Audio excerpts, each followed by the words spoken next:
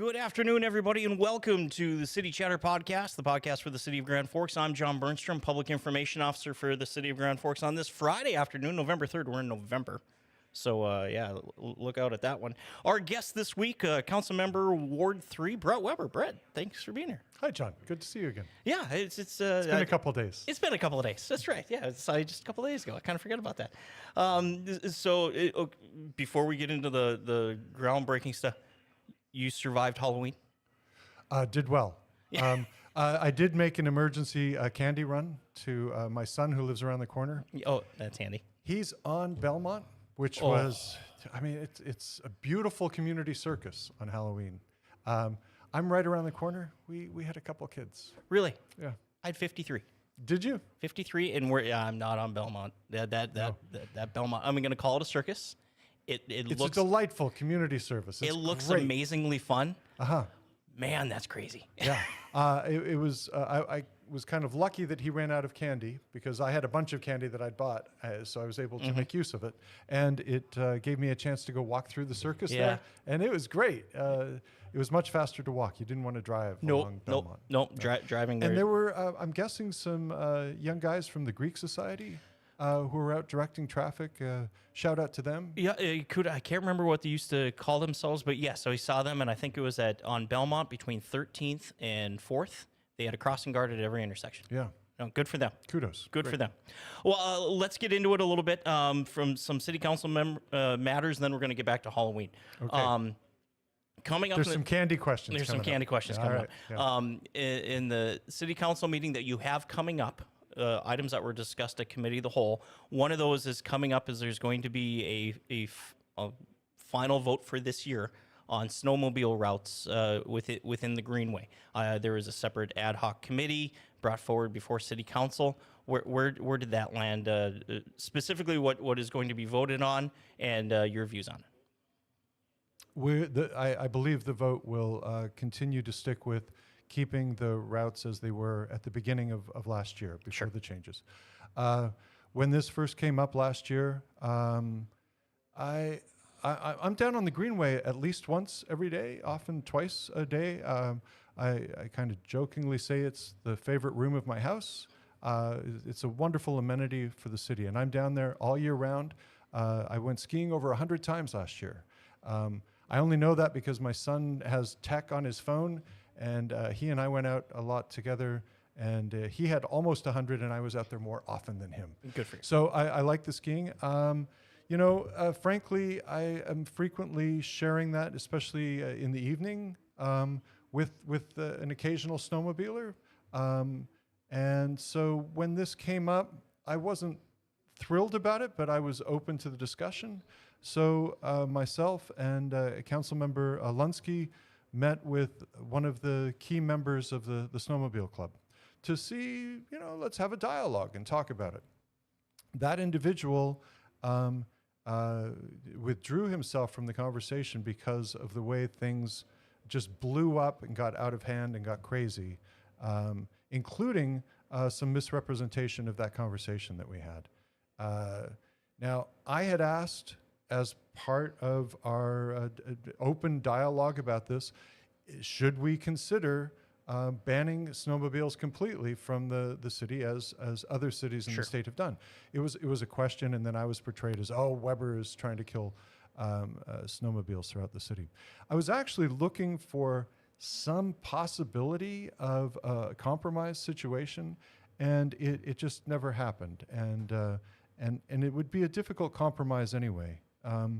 One of the things that I think is a possibility, and this is certainly done in other cities, including Winnipeg to the north of us. If you go up to Winnipeg here in a couple months, you will see a small city that they set up out on the river. Pop-up restaurants, art galleries, playgrounds for the kids, skating rinks, mile-long skating rinks and skiing. And I hope that someday we will more fully embrace the Red River. It's an amazing amenity, as is the Greenway.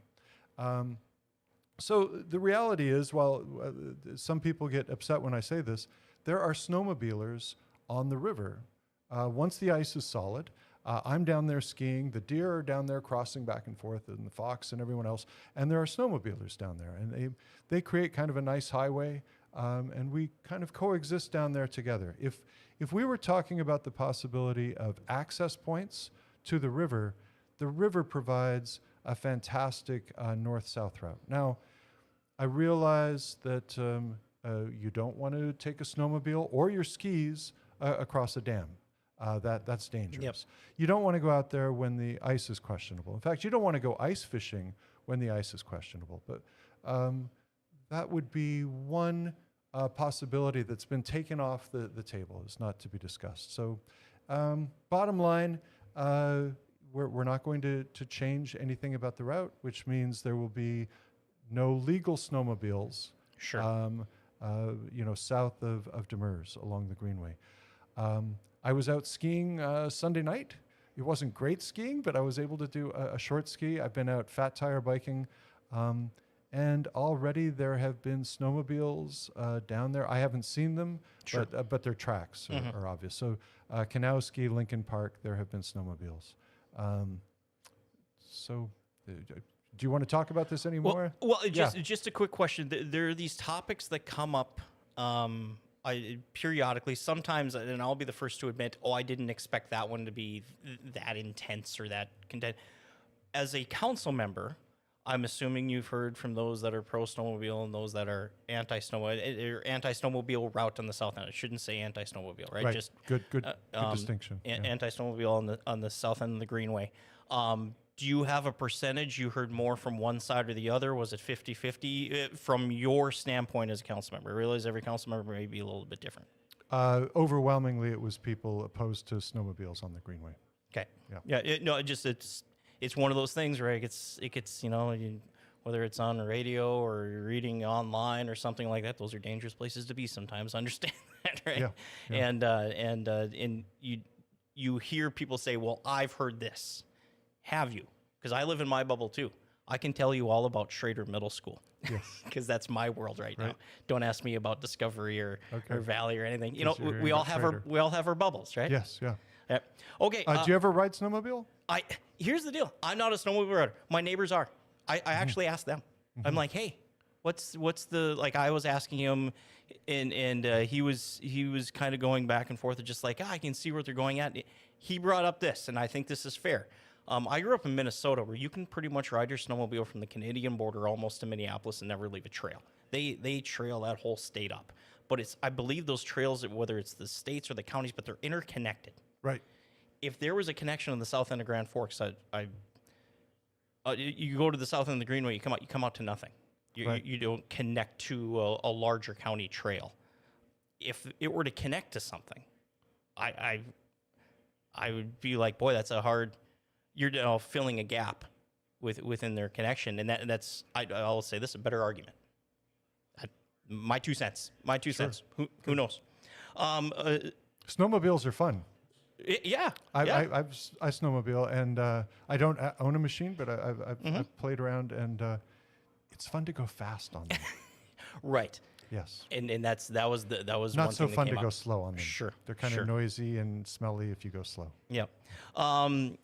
Recently at a city council meeting, you guys had a presentation from Epitome Energy. That's the soybean crushing plant that's proposed, looking up kind of by our landfill of putting something in. There's talk of coming forward before the end of the year with a development agreement. We've gone through this before, and it actually, I don't care what listeners say, it worked for the city.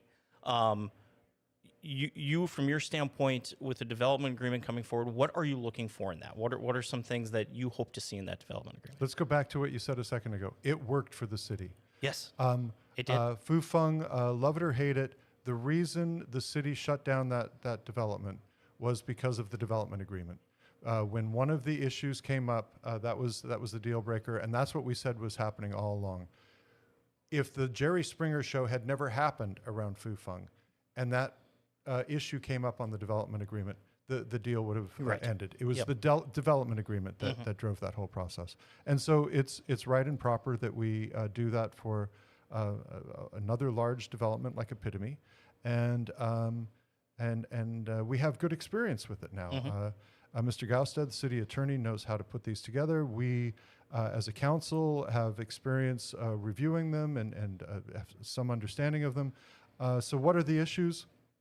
Actually, they're almost, other than the foreign international aspect of ownership, it's almost all the same deals.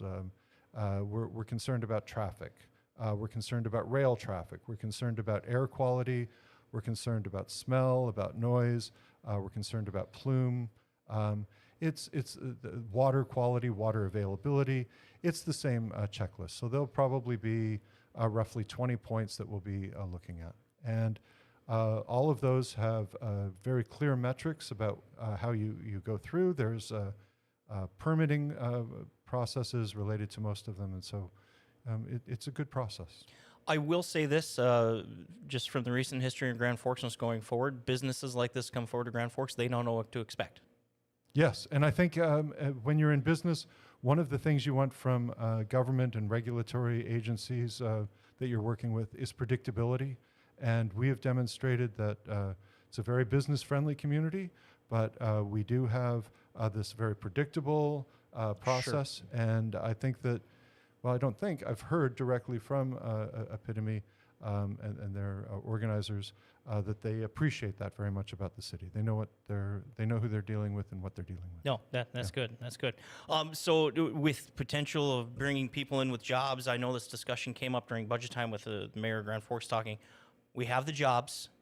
We want people here for the jobs. Part of that is quality of life. Coming up here in about 10 days, there is a vote regarding sales tax directly addressing quality of life. I'm going to make you say it as opposed to me say it, but can you talk about the vote that's coming up here on November 14th? This is to extend an existing sales tax. This is the sales tax, the 0.75% sales tax that was originally set up to help us create Alaris. I was not around for that vote. I didn't move to Grand Forks till 2005, so Alaris had already been built. But clearly we know that was contentious at the time and continued to be contentious even through my first years on the council. But the last 5 years or so, I think it's been quite obvious that this was a win for the city, the Alaris was, and it's been profitable. It's been a great amenity. It brings in sales tax and enhances quality of life, et cetera. But one of the concerns about the Alaris Center is ongoing maintenance, and so this 0.75% sales tax helps to assure that wonderful amenity will stay healthy and maintained into the future. Of course, the additional piece of the 0.75% sales tax would be the development of these sports facilities, an aquatic and indoor turf facility. We need to bring in people from out the region. We even have a responsibility to the region to offer these kinds of amenities, which helps bring sales tax revenue to the community. It helps bring in workforce development, which we have jobs, we need workers. And most importantly, it provides quality of life enhancement for our citizens and taxpayers. This is year-round, all ages, healthy activity, fantastic development. So that's what the vote is about, and we'll see how that goes on the 14th, right?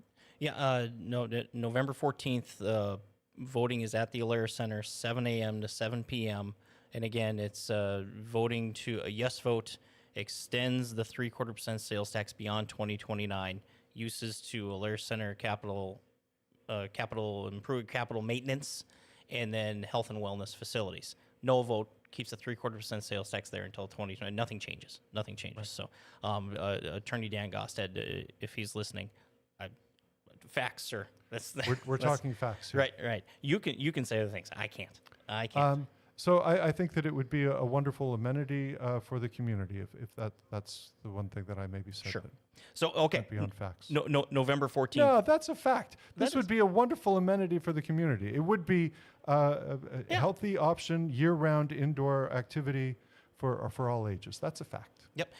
Another fact out of this, it's turf pool courts. Part of the pool thing is UND. We have the only really competition pool in Grand Forks is Hislop Pool. UND has made it known. I believe it's 2025 that Yes, they're if going not to tear sooner. Hislop down. Right. Right. So, elsewhere, Pickleball.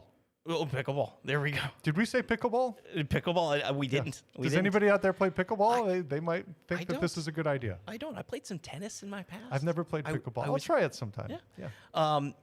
I wanted to ask you this. Okay, that event side. You've lived in more areas than just here, and this is the tough part when you're talking about workforce development. You're talking about quality of life. Is quality of life for you is different than quality of life for me, and pick the person. So in the places you've lived, it has quality of life shifted.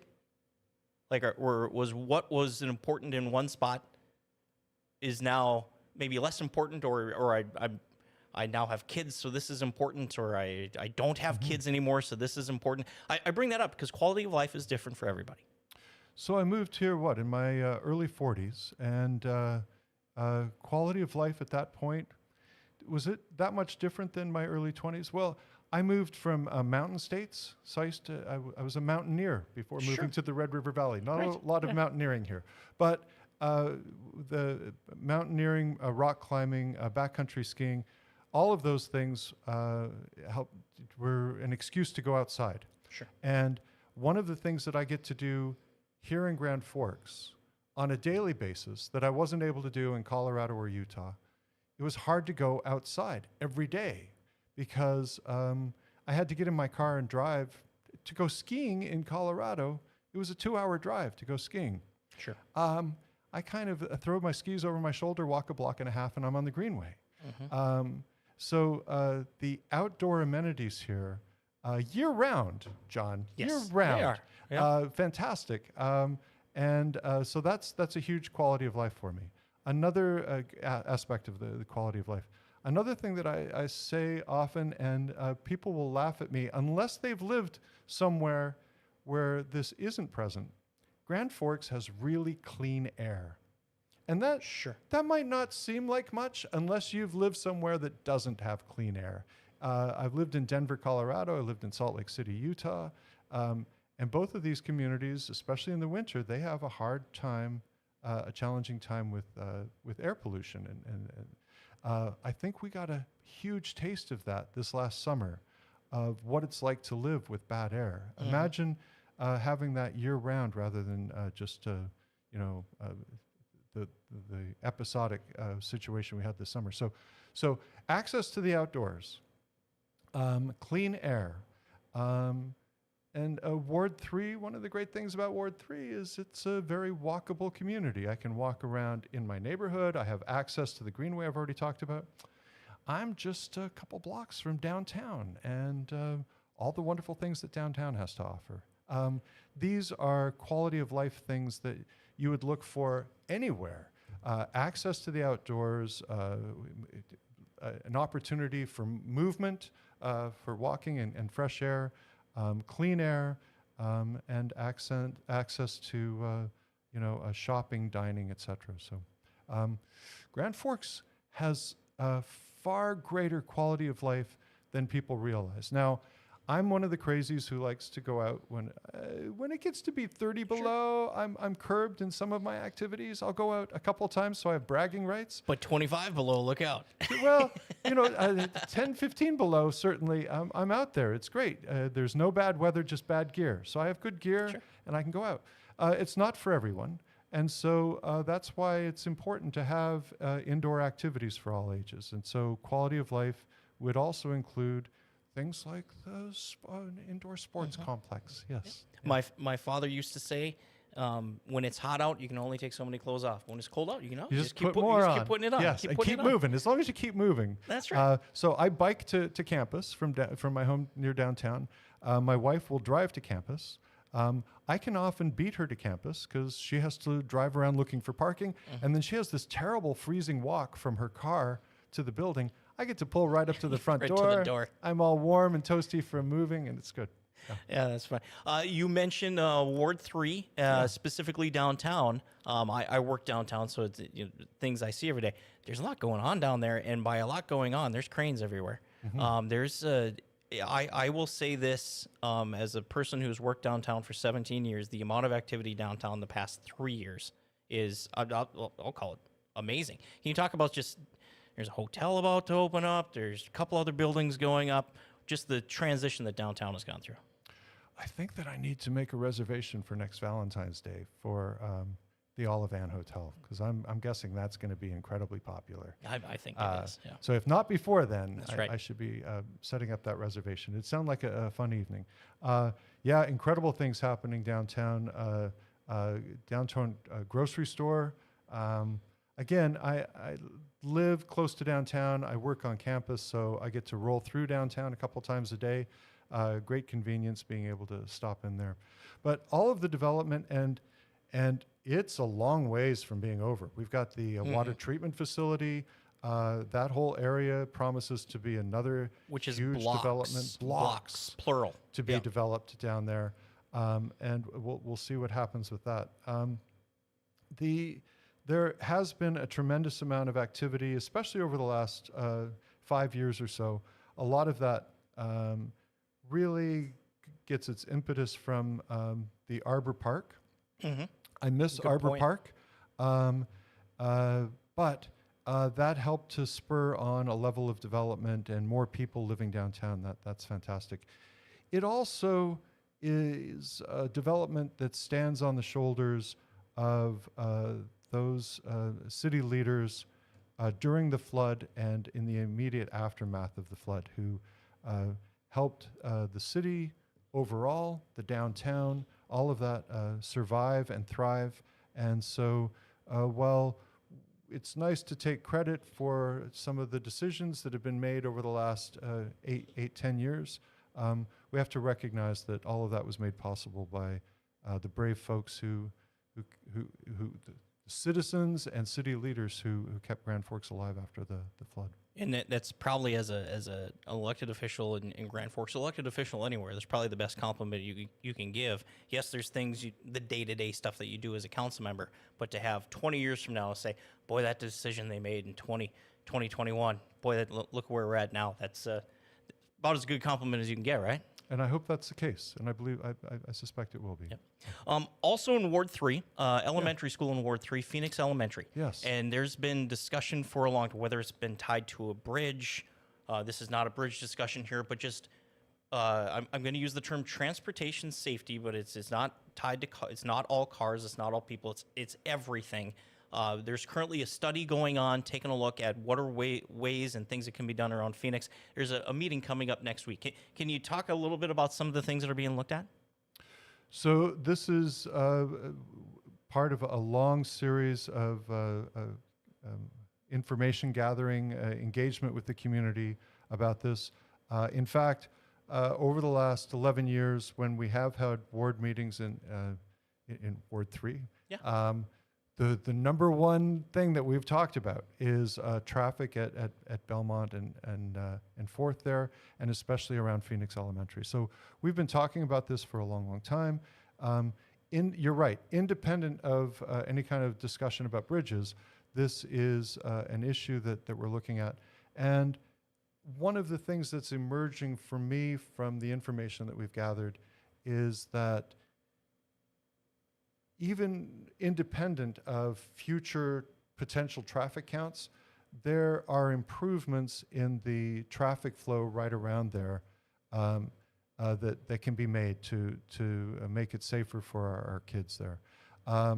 And a lot of that traffic comes from parents picking up and dropping off their kids. I understand why parents want to do that. But it also is kind of a compounding problem. You want your kid to be safe, so you decide to drop your child off and pick them up at school, but you're contributing to the problem by doing that. Right. There are ways for us to improve the traffic flows, the pick up and drop off points around there, to make that smoother, less time consuming, and safer for the kids. So I'm excited about some of the proposals that are coming forward. There is a meeting coming up, a public input meeting next Wednesday, November 8th, starting at 4:30 at Phoenix Elementary. I just got this information yesterday. And it's looks like this discussions and these is going on to a phase 2. I think part of it is just narrow. We heard everything. Here let's narrow down and let's focus on these things. And some of that discussion is going to happen next week. Not sure if you're aware, you have a meeting in your ward next Wednesday. I get lots of emails on that, so Yeah. I do whatever my calendar tells me to. So it's on my calendar, and I'll be there. Yeah. Sure. Okay. Now it's time for the fun stuff, Okay, right? All right. sure. Now this is what you're scared of. Yes, I've been sweating this This is one. what we're scared of.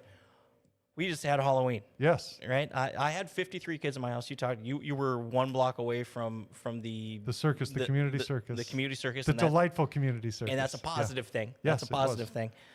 So I have some info. Don't look here. Don't look here. Okay. 'Cause- all right. This is according to the National Retail Federation. Now, these numbers have probably been firmed up, but these were estimates for 2023. How much money was spent in Halloween candy in 2023? The number I have is an estimate, but it's going to be pretty close. $2.3 billion.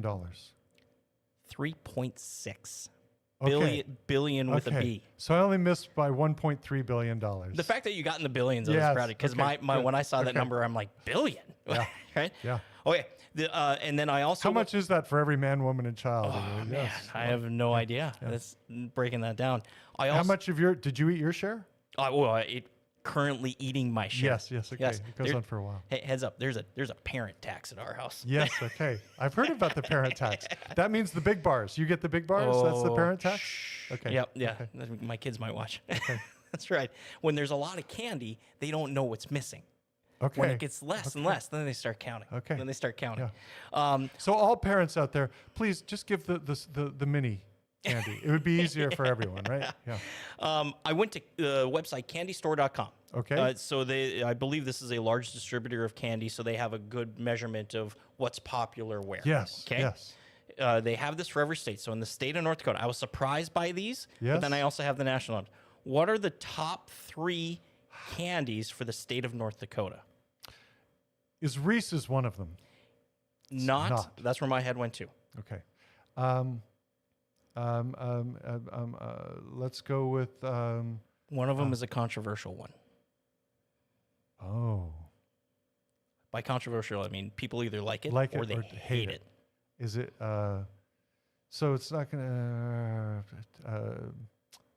I'm at a loss. Thanks. Number 3. Yes. When I saw this list, I'm like, I wouldn't have gotten Okay. any of those. Okay. Number 3 is Jolly Ranchers. Oh. I was surprised by that.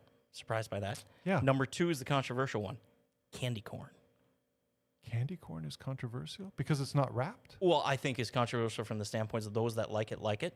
Those that don't like it, don't like it. There's Oh. no in between. Oh, everybody likes candy corn. See, you're on the like side. Yes. Yeah. Right? I like it too. Yes. Right? My kids hate it. So, Oh. so Oh. yeah. You're not raising them right. You can't be perfect. We all have shortcomings. As Put parents. candy corn in a jar of peanuts. Yes. Lights I'm out. there. I'm Lights there. out. Number 1 for North Dakota. Yes. This is what surprised me. Hot tamales. Ah. This is according to okay. candystore.com. Okay. Now, we don't make Jolly Ranchers in town, so I can say this. I like to run races. Oh, sure. Foot races. Yep. And they often give Jolly Ranchers. It's just a shot of sugar. Yeah, no, give me some candy corn or hot tamales. I'm There we there. go. So I'm with 1 and 2. So that's the North Dakota number. Yes. I have the top 10 for the country, and we're not. But your first guess was Reese's from North Reese's, Dakota. they're in the top 10. That's number 1 in the country, In the country. Okay. followed by Reese's Cups. Reese's Cups. Yes. Yep. Yes. Followed by M&Ms. Sure. Chocolate or peanut? Ooh, it just said M&Ms. I wonder if it lumps them all together. I mean, that's pretty. Might lump them all together. That's pretty naive to think that they're the same. They're different. They are definitely They're different. different candies. Hot tamales is number 3, Okay.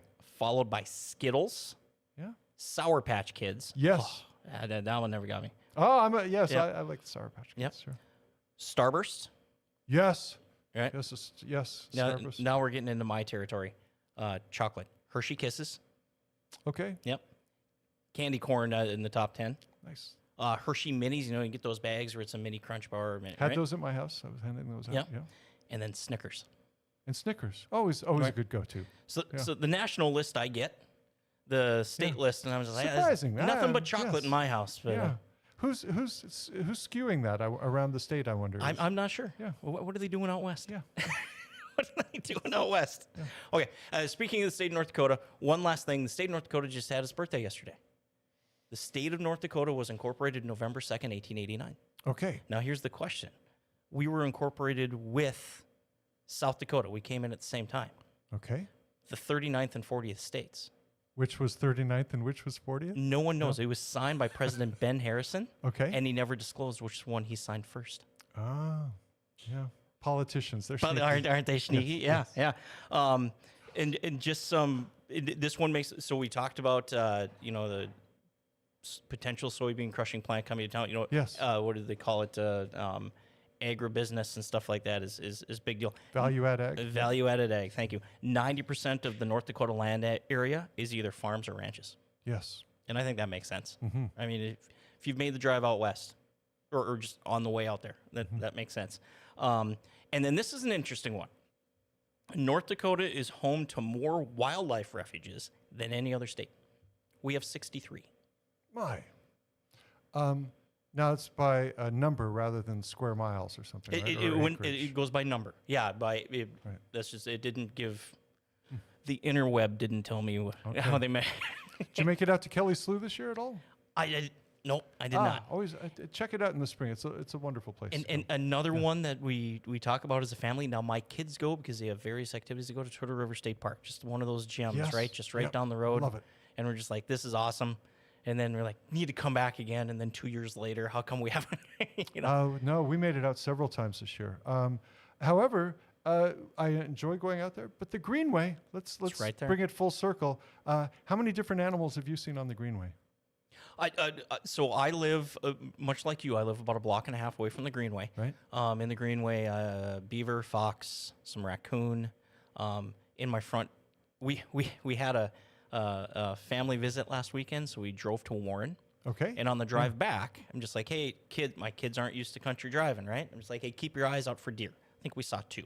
And then we got down my street on Chestnut. Yes. 4 right down the middle, right down the middle of the Yes, road. yes. 4 of them, very healthy deer.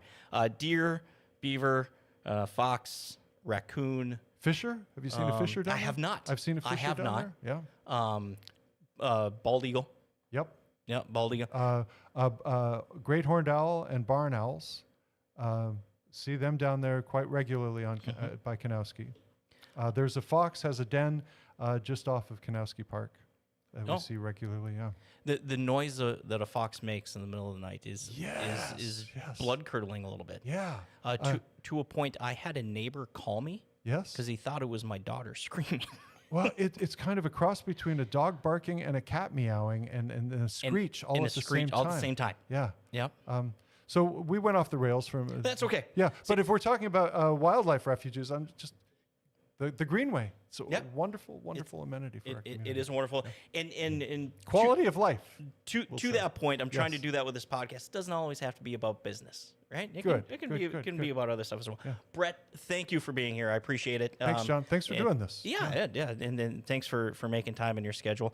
And then for those of you wondering about previous podcasts, you can go to grandforksgov.com/podcast. You can see all the podcasts we've done before, including the previous one we did with Bret Weber. And our next one will be here in a couple of weeks. Hope everyone had a wonderful Halloween. And, the weather's supposed to turn in our favor here for a little bit. We're continuing to pick up leaves. Everyone back off. I still have some leaves in my yard. I'm hoping to get them out there. We're still picking them up. So everyone's going to be okay. We'll put it this way. Everyone chill out. We're coming. The city's out picking up leaves today even, right? We're only in week 2. Yes. Yeah, they're going to be going for a few more weeks. So thank you, everybody. That's where you can find everything. Yeah, and we'll catch you next time. See ya. Bye-bye.